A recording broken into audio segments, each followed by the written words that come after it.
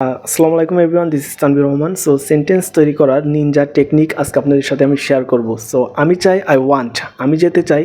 I want go হবে না, এটা রং। তাহলে আই ওয়ান্ট টু গো, আমি যেতে চাই। যদি ভার্বের আগে টু থাকে, তে উচ্চারণ হয়, তাহলে শুধু গো মানে যাওয়া, টু গো মানে যেতে, রাইট মানে লেখা, টু রাইট মানে লিখতে, কাম মানে আসা, টু কাম মানে আসতে। তাহলে আই ওয়ান্ট আমি চাই, টু গো যেতে, আই ওয়ান্ট টু গো আমি যেতে চাই। তাহলে আমি লিখতে চাই, আই ওয়ান্ট টু রাইট। তাহলে আই ওয়ান্ট আমি চাই, টু রাইট লিখতে, শুধু রাইট মানে লেখা আর টু মানে তে, টু রাইট লিখতে।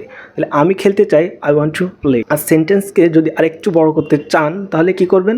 সর্বপ্রথম আমরা শিখছি আমি যেতে চাই, আই ওয়ান্ট টু গো, আমি যেতে চাই, আমি তোমার সাথে যেতে চাই, I want to go with you. So যদি সাবজেক্ট পরিবর্তন করতে চান তাহলে কিভাবে করবেন? তাহলে আমি যেতে চাই, আই ওয়ান্ট টু গো, আমরা যেতে চাই, we want to go. So we মানে আমরা, তারা যেতে চাই, দে ওয়ান্ট টু গো, সে যেতে চাই, হি ওয়ান্টস টু গো।